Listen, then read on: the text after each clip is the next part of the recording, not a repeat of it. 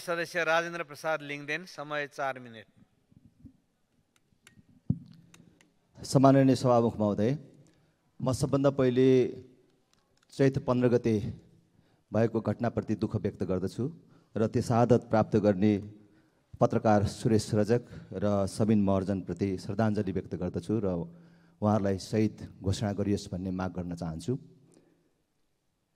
सभामुख महोदय, यहाँ मैले जवाफ दिनको लागि त मसँग समय छैन, तर मेरा मित्रहरूलाई मैले एकमुष्ट के भन्न चाहन्छु भने अब कथाले, शब्द जालले अहिलेको पुस्ता मान्नेवाला छैन। तपाईको मिथ्याङ्कले, मिथ्या इतिहासले अब मान्छे पत्याउनेवाला छैन। अहिलेको चाहिँ डिजिटल युग, अहिलेको सूचना प्रविधिको विकास, त्यसबाट युवा राम्रोसँग परिचित छ। तपाईले राजा किन हटाउन खोज्नु भएको रहेछ? राजा हटाएपछि नारायण हिटीमा तुरुन्तै व्यापार गर्न कसले खोज्यो? हैन, के को लागि तपाईले राजा हटाउनु भएको रहेछ त्यो युवा पुस्ताले हेरिराखेको छ। तपाई राजा हटाएर देशमा लोकतन्त्रको नाममा, गणतन्त्रको नाममा कुन प्रकारको लुटतन्त्र मचाउन खोजिराख्नु भएको छ र मचाइराख्नु भएको छ हेरिराखेको छ। तपाईको त्यो कृति कुराले अब यो पुस्ता मान्दैन, युवा पुस्ता मान्दैन, म भन्दाको पछिल्लो पुस्ता अब मान्दैन। तपाईले जतिसुकै भन्नुहोस्, हिजो अस्ति आजभन्दा 8 वर्ष अगाडि देशको राष्ट्रिय ऋण 6 खरबमा थियो, आज 27 खरब पुग्यो।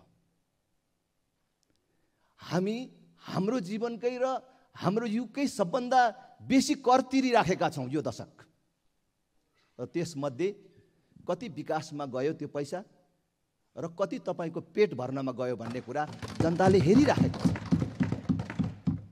तपाईले गणतन्त्रको नाममा आकाशमा उडाउन नमिल्ने प्लेन किनेर खानुभएको कमिसन, तपाईले प्लेन बसाउन नमिल्ने एयरपोर्ट बनाएको कुरा राम्ररी हेरेको छ। त्यसकारण तपाईले जतिसुकै शब्दको आवरण दिए पनि अब नेपाली जनता र युवा पुस्ता मान्नेवाला छैन।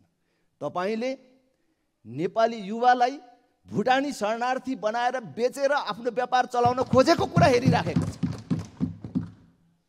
तपाईले जबसम्म आफ्नो व्यवहारमा सुधार गर्नुहुन्न नि, तपाईको गणतन्त्रको विरोध चलिराख्छ मात्र होइन, जनताले उल्टाउँछन्। तपाई इतिहासको कुरा गर्नुहुन्छ, इतिहास पढ्नु भएको छैन? बेलायतमा राजा निरङ्कुश भए भनेरै चार्ल्स प्रथमलाई काटेरै मारियो नि, फाँसीमै चढाइयो नि। तर गणतन्त्रवादीहरूको, तपाईहरूको अहिलेको जस्तै व्यवहार त्यहाँ भएपछि जनताले 12 वर्ष नपुग्दै 11 वर्षभित्रैमै विदेशमा बसेको राजाको छोरालाई खोजेर ल्याएर चार्ल्स द्वितीयलाई राजगद्दीमा बसाए। मात्र होइन नि, गणतन्त्रको नायक हुँ भन्ने क्रमवेललाई त्यसबेला मरिसकेका थिए, 1658मै मरिसकेका थिए।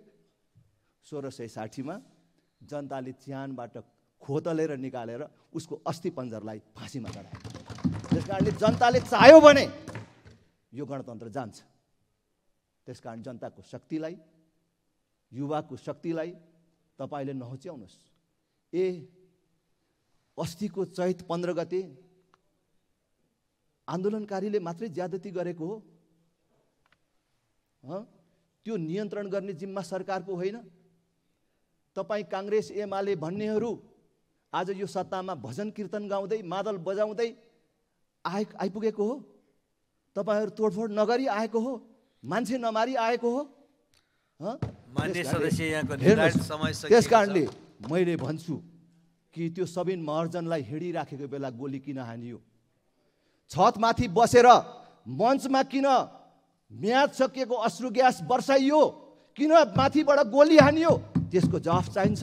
र मसँग समय छैन, म अनुशासनपूर्वक आफ्नो समयमा आफ्नो कुरा टुङ्ग्याउँछु।